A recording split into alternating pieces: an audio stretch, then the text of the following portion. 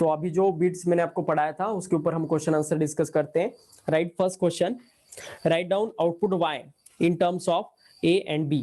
Write down output y in terms of a and b। Okay, तो एक circuit diagram दिया है जिसमें आपको आउटपुट टेबल निकालना है in terms of a and b। इसका आंसर क्या रहेगा, यह हमें निकालना है। सर्किट में ड्रॉ कर रहा हूं, अच्छे से देखो सर्किट को, कौन सा नजर आ रहा है। ये ए इनपुट है और ये बी है। बी को भी ऐसे ही करके उन्होंने अंदर पास किया है। फिर इसके बाद ये ऐसा कुछ गेट दिया है यहां पर। फिर उसके बाद इसका आउटपुट और एक इनपुट बी से पास होकर आ रहा है। ओके, मतलब ये और एक बी इनपुट है। ओके, और फिर यहां पर और एक गेट है। ओके, जो हमें फाइनल एक्सप्रेशन देने वाला है y। ठीक है, तो अब इसका आउटपुट y हमें निकालना है। ओके, ऐसे आपको डायग्राम्स में क्वेश्चंस पूछे जाते हैं। ओके, अब इसका है ना, पहले तो मैथमेटिकल एक्सप्रेशन फॉर्म करना, उसको हमारे जो लॉज है उसके हिसाब से सॉल्व करते करते रिड्यूस करना। ओके, तो अब ये a है। अब मुझे जल्दी से बताओ कि ये वाला गेट कौन सा नजर आ रहा है, विच इज दिस गेट, कौन सा गेट है ये बताओ।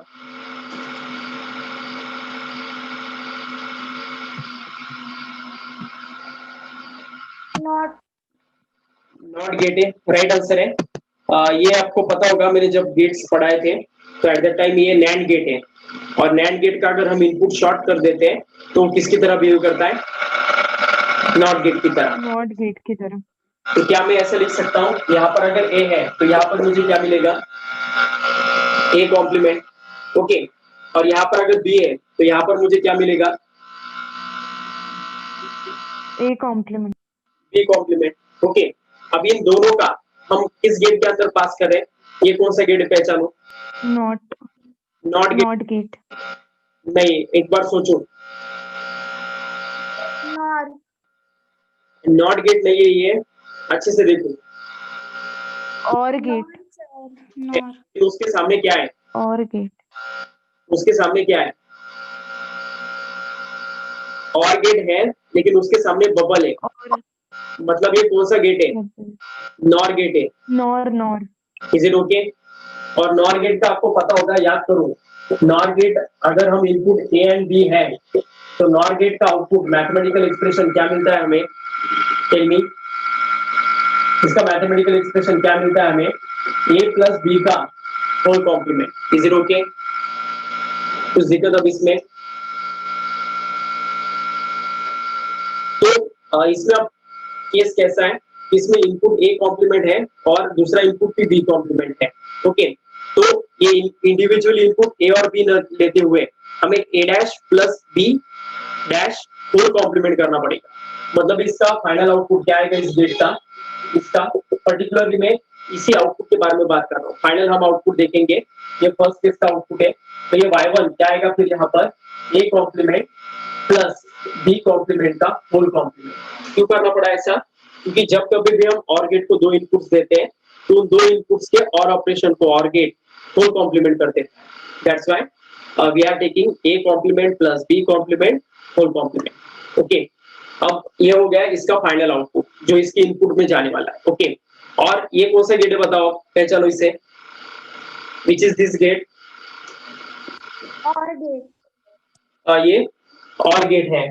ठीक है, तो फाइनली यहाँ पर क्या होने वाला है, फिर फाइनल आउटपुट y क्या रहेगा बताओ, ये y1 आउटपुट और b आउटपुट का और ऑपरेशन होने वाला है, मतलब ये और ये इन दो लाइंस के बीच में और ऑपरेशन होने वाला है। तो फाइनल आउटपुट हमारा y क्या रहेगा, a complement plus b complement का whole complement plus b।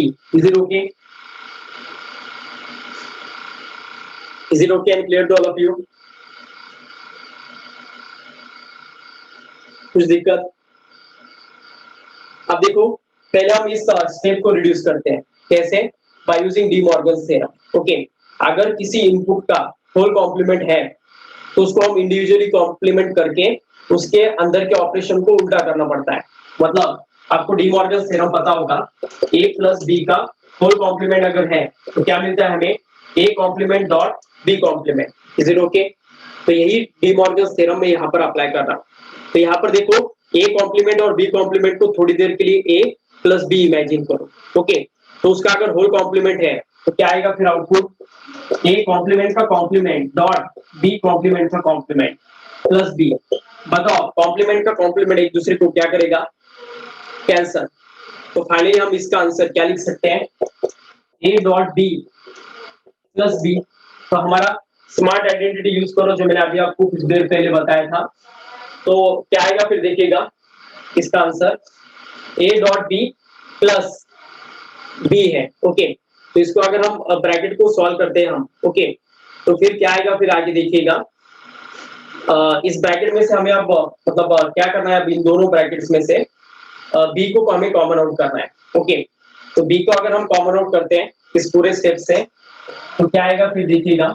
B को कॉमन आउट किया तो यहाँ से बी निकल गया तो यहाँ पर ए बचेगा और प्लस क्या आएगा? यहाँ से अगर बी निकल गया तो 1 आएगा. तो ए प्लस 1 डॉट बी आएगा. तो ये हमें फाइनल आंसर मिलने वाला है. अब देखिएगा ए प्लस 1 हो तो इसका हमेशा आंसर 1 आता है. Is it okay?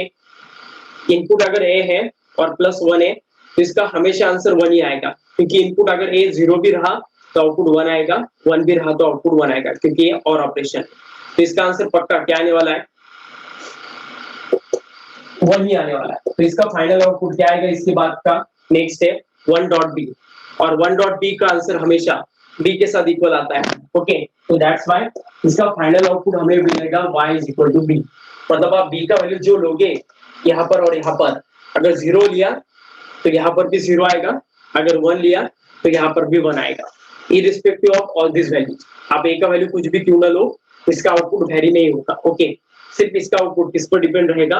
बी पर. तो इस वे के लॉ से आपको ऐसे सर्किट्स को रिड्यूस करना पड़ता है. पहले आपको इसके लिए क्या पता होना जरूरी है? सर्किट, उनके सिंबल. ओके, जो सिंबल्स दिए आपको उनका मैथमेटिकल एक्सप्रेशन पता होना जरूरी है, और उसके बाद ऐसा इक्वेशन फॉर्म करते आना चाहिए और बाय यूजिंग लॉ उसे आपको रिड्यूस करते आना चाहिए. तो ऐसे सवालों के जवाब आप इजीली दे सकते हो. ओके, कुछ दिक्कत अब इसमें? Is it clear to all of you? समझ में आ गया?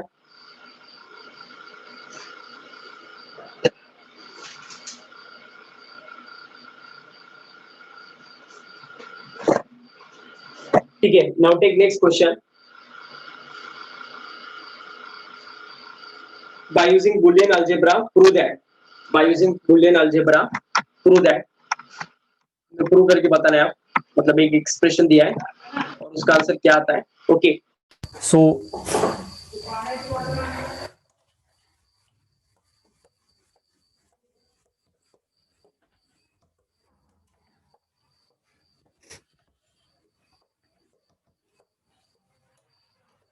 सीयर क्या एक्सप्रेशन मतलब एक्सप्रेशन दिया है देखो. A dash dot B plus A B dash, A dash dot B plus A B dash plus A B is equal to. Dot को रिप्रेजेंट नहीं करते, आपको हमेशा इमेजिन करना है कि दो अगर सिंबल है तो उनके बीच में डॉट ही रहेगा. ओके, और प्लस रहा तो मेंशन करते हैं. और इस पूरे आउटपुट, इसका पूरा आउटपुट आपको डिफाइन करके बताना है कि ए बी आता है. ओके, ए प्लस बी आता है, सॉरी, इसका आउटपुट आपको ए प्लस बी आएगा, ये प्रूव करके बताना है. तो हम लेफ्ट हैंड साइड लेते हैं, ये एलएचएस रहेगा और ये आरएचएस. ओके, तो हमें प्रूव करके बताना है एलएचएस आरएचएस के साथ इक्वल आता है. तो हम पहले क्या करते हैं आप देखो, लास्ट के हमें 2 स्टेप्स लेने हैं पहले. ओके, और एलएचएस में क्या कॉमन हो सकता है वो हमें देखना है. तो देखिएगा आप, जस्ट 1 मिनट.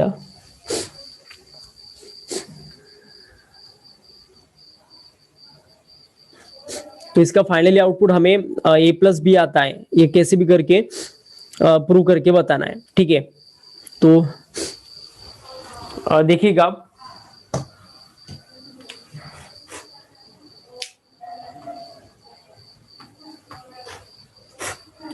देखो अब इन दो अगर हम देखते हैं एलएचएस में, तो इन दो टर्म्स में से हम ए को कॉमन आउट कर सकते हैं। ओके, ये ए डैश बी को एज इट इज रखो।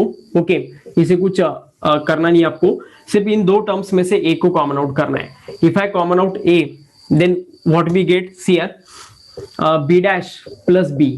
ओके, तो बी डैश प्लस बी का आंसर आपको पक्का पता होगा कितना आता है।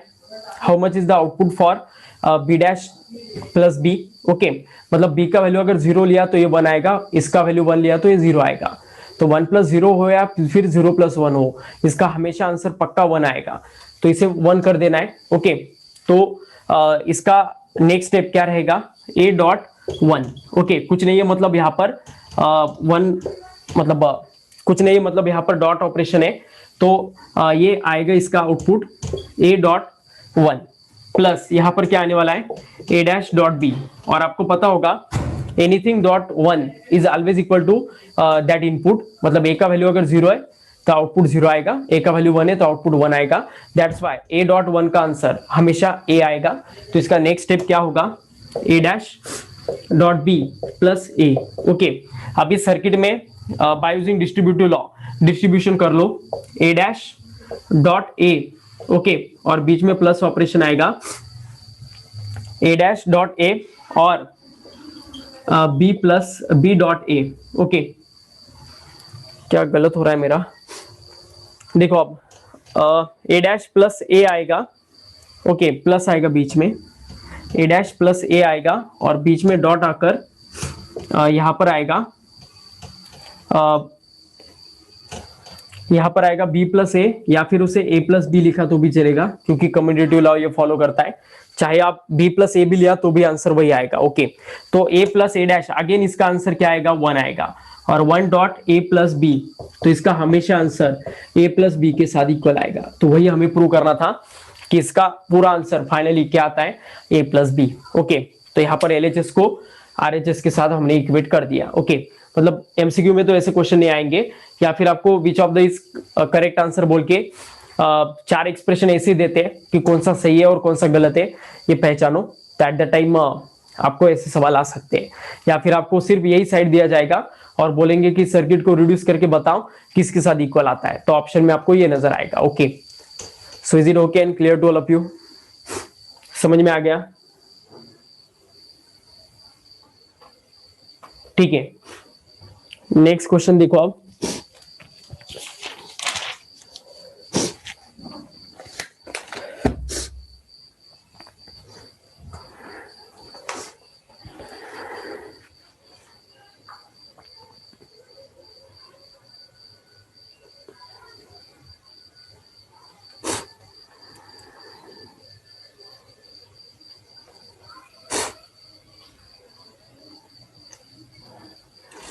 ठीक है, आपको अब क्या करना है, देखो अब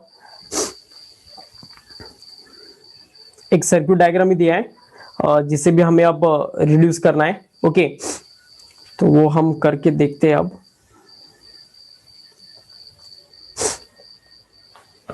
just 1 minute.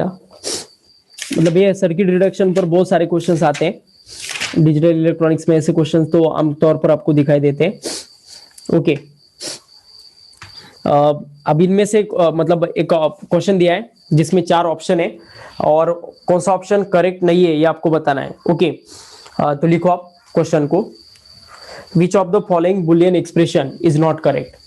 Which of the following Boolean expression is not correct, मतलब चारों ऑप्शन में 4 एक्सप्रेशन दिए हैं और उनमें से जो करेक्ट नहीं है एक्सप्रेशन वही पहचानना है और वही हमारा फाइनल आंसर रहेगा। ओके, तो एक्सप्रेशन क्या दिए उन्होंने, देखो आप, पहला दिया है a'.b' और उसका होल कॉम्प्लीमेंट है is equal to a plus B. Okay, दूसरा दिया है a' plus b' whole complement is equal to a.b। तीसरा दिया है a.b का कॉम्प्लीमेंट का कॉम्प्लीमेंट a.b आएगा। ओके, और फोर्थ दिया है 1 बार, मतलब 1 complement plus 1 complement is equal to 1। Okay, तो कौन सा आंसर सही है बताओ। Which of the following relation is wrong, जो रॉन्ग रिलेशन है वही हमारा फाइनल आंसर है। ओके, बताओ थोड़ा कौन सा लग रहा है आपको। ABCD या फिर 1 2 3 4 इनमें से कौन सा ऑप्शन सही लग रहा है आपको, मतलब कौन सा ऐसा एक्सप्रेशन है जो रॉन्ग है, वही हमारा सही आंसर रहेगा। Think over it. Fourth one, ठीक है, तो देखते हैं हम। देखो अब 1 कॉम्प्लीमेंट मतलब क्या होगा, ठीक है, राइट आंसर ये फोर्थ वन। ओके, 1 कॉम्प्लीमेंट मतलब 0 होगा, और ये 1 कॉम्प्लीमेंट मतलब अगेन 0, तो 0 + 0 आंसर 0 होता है, लेकिन इन्होंने आंसर क्या दिया है, 1 दिया है, दैट्स वाई इसका करेक्ट ऑप्शन रहेगा फोर्थ। ओके, तो ऐसे आपको एक्सप्रेशन पूछे जाते हैं। एक बार जो मैंने बेसिक आपको पढ़ा है वो अगर क्लियर है आपका, तो आप कौन सा भी सवाल क्यों ना हो उसका आंसर आप बहुत कम समय में दे सकते हो। ओके, सिर्फ सर्किट रिडक्शन के और भी कुछ सम्स सॉल्व कीजिएगा, जो मैंने आपको वर्कशीट दी है उसमें भी ऐसे क्वेश्चंस बहुत ज्यादा हो सकते हैं, तो वो भी क्वेश्चंस को आप सॉल्व कीजिएगा। ओके, नेक्स्ट आप अब दो मतलब उल्टा क्वेश्चन है, आउटपुट लाने के लिए इनपुट क्या रहेगा वो हमें निकालना है। तो लिखिएगा इस क्वेश्चन को, to get an output 1। Next question, to get an output 1 the input ABC should be, the input ABC should be, मतलब 3 इनपुट दिए इस सर्किट में, ये A है, ये B है, और एक अनदर इनपुट है C। ओके, तो इनपुट 1 लाना है हमें कैसे भी करके। ओके, और इसके लिए ये आउटपुट है यहाँ पर Y। ओके, और ABC का इनपुट पोजीशन आपको निकालना है। 4 ऑप्शन दिए उन्होंने, 1 0 1 ये पहला है ऑप्शन, B है 1 0 0, C है 1 1 0, और D है 0 1 0। ओके, तो देखो अब आउटपुट हमें 1 चाहिए, मतलब ये तो पक्का है कि आउटपुट Y इसका 1 आने वाला है। ये लाने के लिए ABC का क्या हमें वैल्यू चाहिए वो निकालना है। सबसे पहले तो गेट आइडेंटिफाई करो, ये और गेट है और ये एंड गेट है, ठीक है। Is it okay and clear to all of you? ये और गेट है और ये एंड गेट है, ठीक है। तो देखते हैं हम तीनों भी चारों भी कंडीशन के इनपुट डाल के देखते हैं आउटपुट किसका 1 आता है। मतलब ये सीक्वेंस वाइज लेना है, ए का 1, बी का 0 और सी का 1। ओके, तो ए 1 है, बी 0 है, इससे कुछ फर्क नहीं पड़ता है क्योंकि और गेट है। ए 1 रहा तो फाइनल आउटपुट इसका क्या आएगा, 1 आएगा। हम पहले कंडीशन की ओर जा रहे हैं तो ये 1 आएगा। तो सी का वैल्यू देखो अगेन 1 है, तो ये 1 1 रहा तो आउटपुट हमेशा 1 आएगा। तो पहले ही कंडीशन मैच हुआ, यही हमारा आंसर है। ओके, दूसरी कंडीशन की ओर जाने की भी जरूरत नहीं है।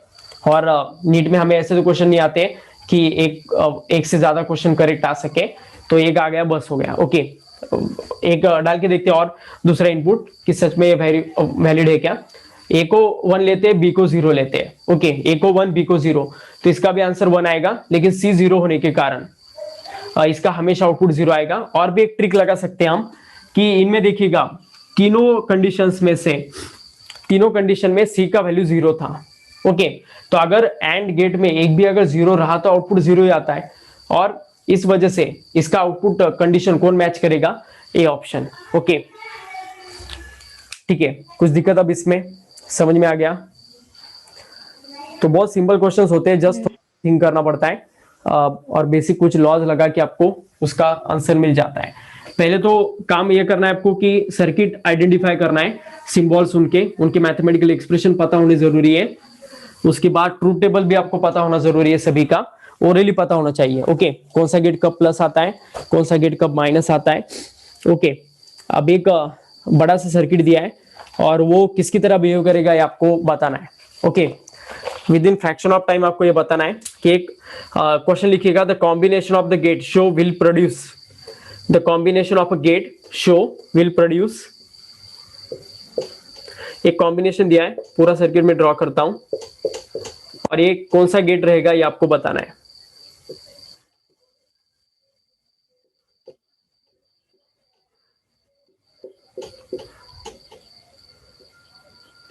टेल मी, इसके ऑप्शन दिए हैं, और गेट,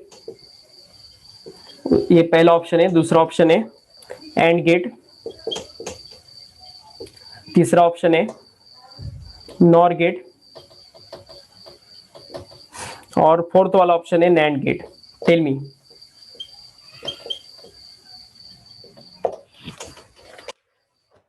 बताओ इसका सही जवाब क्या रहेगा। ओके, पहले तीनों गेट्स आइडेंटिफाई करो।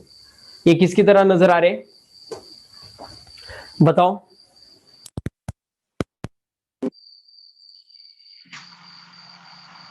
टेल मी, ये तीनों गेट्स कौन से हैं? Sir, not NAND and not. ठीक है, आंसर है ये तीनों भी नैंड गेट है। और आपको पता होगा नैंड गेट को अगर हम इनपुट कॉम्प्लीमेंट करके देते हैं, ओके, तो वो किसकी तरह बिहेव करता है? और गेट की तरह। मतलब और गेट, ये अगर नहीं होता ना तो ये किसकी तरह बिहेव करता? और गेट, लेकिन इसके आगे और एक गेट लगाया है, ये कौन सा गेट है पहचानो?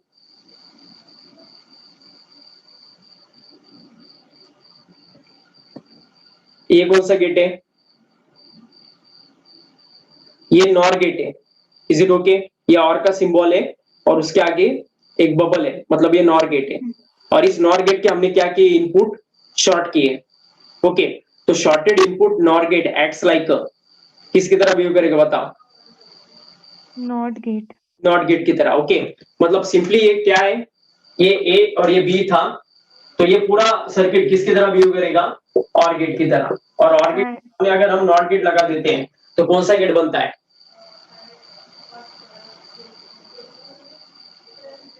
बताओ। और गेट के सामने अगर हम not gate, nor, nor, nor, तो इस वजह से इसका सही जवाब क्या होगा? Nor, is it okay? जब मैंने आपको सर्किट डायग्राम पढ़ाए थे तो एट द टाइम ऐसे डायग्राम निकाल के बताए थे। ओके, जस्ट उन्होंने कुछ थिंक करके नैंड गेट के अंदर मतलब एक नॉर गेट इंसर्ट किया है, तो ये भी नॉट ऑपरेशन करता है, आपको पता था। ओके, तो इस वजह से ये नॉर गेट की तरह बिहेव करेगा। ओके, तो ऐसे कॉम्बिनेशन सर्किट पर आपको क्वेश्चंस पूछे जाते हैं या फिर इनके ट्रूथ टेबल भी निकालने के लिए आपको क्वेश्चंस पूछे जाते हैं। ओके, कुछ ओरल क्वेश्चंस है, ओरल बताओ। How many NOR gates are required to form NAND gate? NAND gate बनाने के लिए कितने नॉर गेट लगेंगे बताओ? सर 2, नहीं, सोचो थोड़ा। किस किस गेट को बना रहे? नैंड को किससे बना रहे? नॉर से। ऑप्शन इसके 1 2 3 4। How many 3 sir, required, how many NOR gates we required to form NAND gate? बताओ। सर 3, नहीं, यही ऑप्शन है, देखो इसमें हमने नैंड से नॉर बनाया, कितने गेट लगे? 4।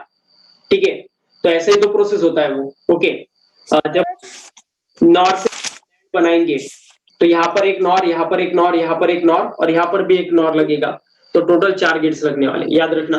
ओके, अब वैसे ही और एक क्वेश्चन है। वो एंड गेट है ना वहाँ पीछे, कौन सा? कहाँ पर? वो नैंड गेट है ना, वो जो ए को शॉर्ट करके फिर उसके आगे जो गेट लगाया है।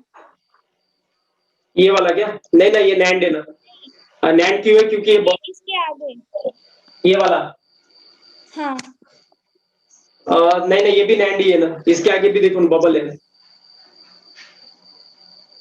तो सर फिर एंड गेट का ऑपरेशन आ रहा है ना? नहीं ना, एंड गेट का कहाँ ऑपरेशन आएगा? ये नैंड है ना। देखो, अगर ये सिंबल ऐसा होता तो फिर हम कहते हैं and. Is it okay? Yes sir. ये ना, मैंने वो जो वीडियो आपको मतलब लिंक शेयर करता हूँ, उसमें लगा तो एक बार फिर से देखिएगा। ओके, उसमें मैंने ये सभी डायग्राम्स निकाल के दिखाए। जब मैंने ट्रूथ टेबल और ये मतलब डिजिटल इलेक्ट्रॉनिक्स पढ़ाया था ना, तो उसमें ये सभी डायग्राम्स मैंने डिस्कस किए। ठीक है, आपके नोटबुक में भी लिखा है, आप एक बार देखिएगा। ठीक है, ओके, तो अभी हम आज यही स्टॉप करते हैं। Next lecture